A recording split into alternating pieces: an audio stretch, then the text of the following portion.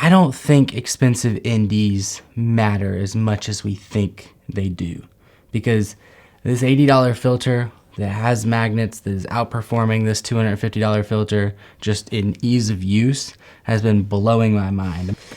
Okay, so check this out. ND filter, no ND filter. ND filter, variable ND filter, no ND filter. ND filter, locked on, variable, 2 to stop, 5 stop, no ND filter. This thing is pretty darn cool. This thing is the K&F Concept Nano-X series filter. Honestly, K&F Concept makes a bunch of cheap stuff, and this one is a cheap ND filter that is fantastic. So let's jump right into it. All right, first off, we need to talk about how I came into possession of this. See, K&F Concept reached out and they said, hey Ross, we really like your YouTube videos. We want you to go through our website, see if there's anything on there that you might like, and we'll send you if you want to make something for your YouTube channel. And I was like, great, that's how a lot of small channels work. That's how I work. I scrolled through the site and was like, you know what? And the magnetic ND filter right here caught my eye. And honestly, I'm glad that it did. So they sent me this product. They didn't pay me for anything. I get to keep the product. It's an $80 product. Congratulations. I guess we made 80 bucks. But really, I've been using it for the past month, and not gonna lie, I'm about to order 2 or 3 more just for the whole team, just for the whole camera's sake. So this right here is my Peter McKinnon Polar Pro 2 to 5 stop variable ND filter that I've been using for the past forever. See, it's in this case, and this case kind of over-engineered. This doubles as a lens cap when your ND filter's on. This part kind of rotates off. This sticks somewhere, and this is your 2 to 5 stop ND filter from Polar Pro. Mine's got a little bit of scratches on it. I don't really notice those scratches when I film anything, to be honest, because it's been just used a ton. But the thing with this filter is we go inside, outside, outside, inside, inside, outside all day long when shooting weddings. And this filter right here, well, let me just show you an example. This filter right here, you're shooting no ND filter, you're inside, you're having a good time. Oh, it's time to go outside. Let's put on our ND filter. First, you find it in one of your pockets somewhere. You put it on here, you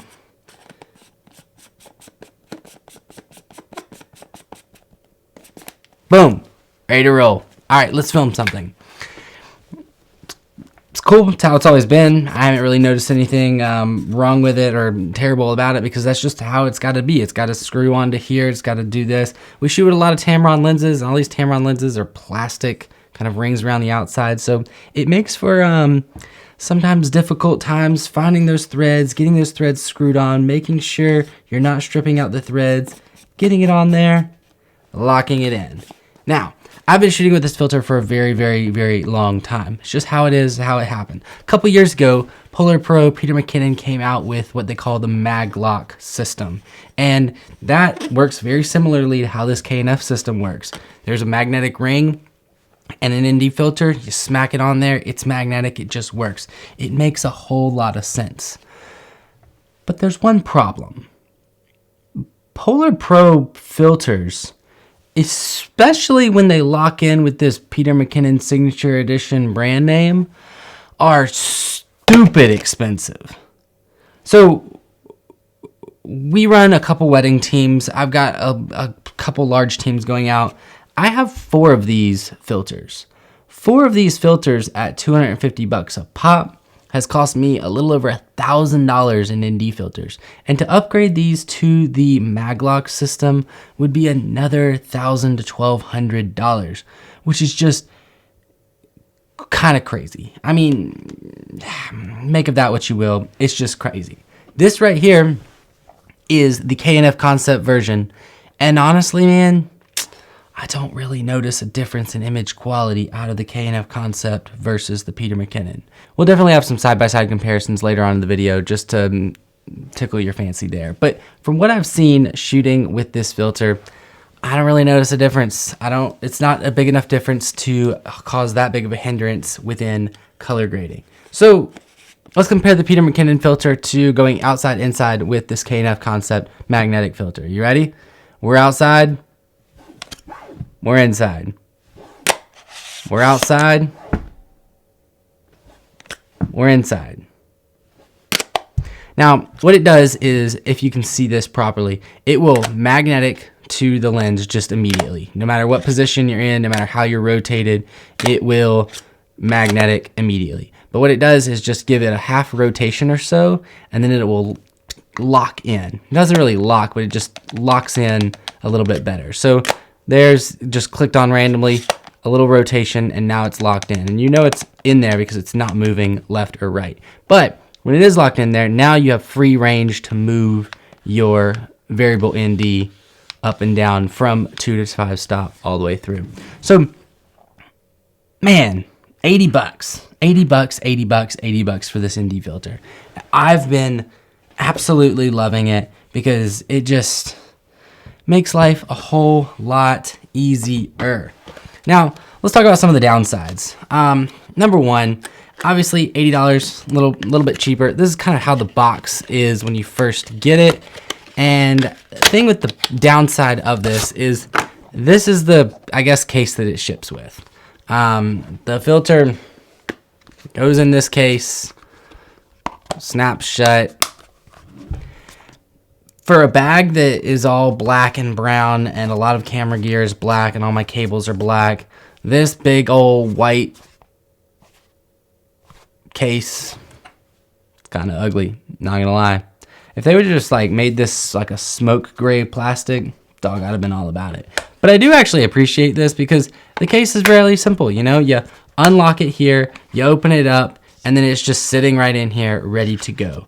Whereas sometimes, actually, well, a lot of the times, a biggest gripe I have with this Peter McKinnon thing is you gotta sit here, you gotta thread this onto the back side, and then you gotta find this piece because it comes in 2 separate pieces, and then you gotta snap this on. And then when you go to get this out, if you don't have fingernails like me, sometimes this is really pressured on there and you gotta get it off of there, get it off of here, and now you've got 2 separate pieces. I thought these clicked together, but I don't think they do that well. And then, yeah, so those can click together. Now you can throw this in the bag, and now you're left with this, but it's just too many pieces, almost over-engineered. This right here, super simple. You open it up, you grab your filter out, you put it back together, you put it back in. It's just the fact that this is white as a ghost, white as snow, when you got a beautiful black bag full of camera gear. So here it is. Let's jump outside, go test out some comparisons between just the nicest of the nice $250 ND filter and the cheapest of the cheap magnetic $80 lens filter. All right, now let's take this outside to my front porch. Nothing crazy about this shot. It's about how I'd expose it. Fairly shaded, just in the shade, bright sunny day. Now we've got the K&F Concept filter on here, the Nano-X. I'm not exactly sure what stop of ND. I'm at almost maxed ND, so this is all the way bright. We can tone it all the way to 5 stops or tone it back just a little bit to kind of where I would expose that image at. Now, let's talk a little bit about color shift, because this is a big topic with ND filters, because all ND filters tend to have some sort of color shift. The Peter McKinnons have always been a very orange shift. The K&F Concept, not really sure what color shift it is, but to be completely honest, I don't care about color shift. As long as all of the cameras that you're shooting on all tend to have the same color shift to them. So, for example, if I'm shooting a wedding ceremony and I'm using this filter, I would really prefer all 3 cameras to have this same filter. If I'm shooting a multicam project, I would rather have all of my cameras have the same filter on them. Just makes color grading that much easier. Just makes it that much easier to splice and dice them all together. So let's check out the color shift from this K&F Concept filter, the Magnetic VND, to my Peter McKinnon Polar Pro filter. filter. All right, cool. Same lens, different filter. This is the Peter McKinnon filter. What do the color shifts look like? Which one do you prefer? Let me know. Do the blind test. Do whatever you want. But this is with the Peter McKinnon filter. Same lens. We're both on the Tamron 17-28 2.8 at 2.8 at 1/60 shutter, shooting at 30 frames a second. So that's kind of my thoughts on color shift. I don't really care what the color shift is, as long as every camera that I'm working with has the same color shift, because then you can shift those colors around wherever you want in post. So does color accuracy matter that much? Debatable. I don't know. You be the judge. But a reason that we have so many of these Polar Pro filters is because I like consistency in my editing. I like all of my cameras to have the same filters. But at $250 filters versus an $80 filter, it's gonna be a heck of a lot easier to outfit all of our cameras with a K&F concept filter that's magnetic than it would be running with the Polar Pro filters that are $250 a pop. So, I don't know, you be the judge. Let me know what we got going on here.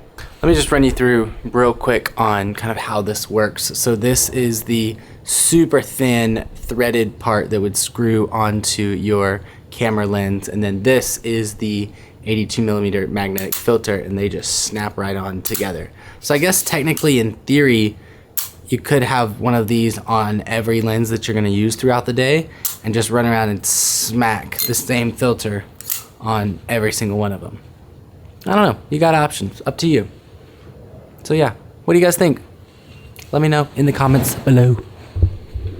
Look, I think the main thing that I set out to do when looking into this filter and kind of comparing it to my current Peter McKinnon filters is really just kind of showcase the fact that I don't think expensive NDs matter as much as we think they do, because this $80 filter that has magnets that is outperforming this $250 filter just in ease of use has been blowing my mind. I'm able to get faster shots, I'm able to get set up quicker, I'm able to get exposure down right, I'm able to just magnets, love it. But the question that you need to decide for yourself, is the $250 filter worth it, or is the $80 filter gonna do you just fine? Because I've done a lot of expensive projects on this filter recently. It's been just fine. My clients don't know. I barely even know the difference. So, up to you guys. Up to you guys to decide. But if you're outfitting several cameras with filters, like a lot of our wedding videographers are, might be best to go with the cheaper option.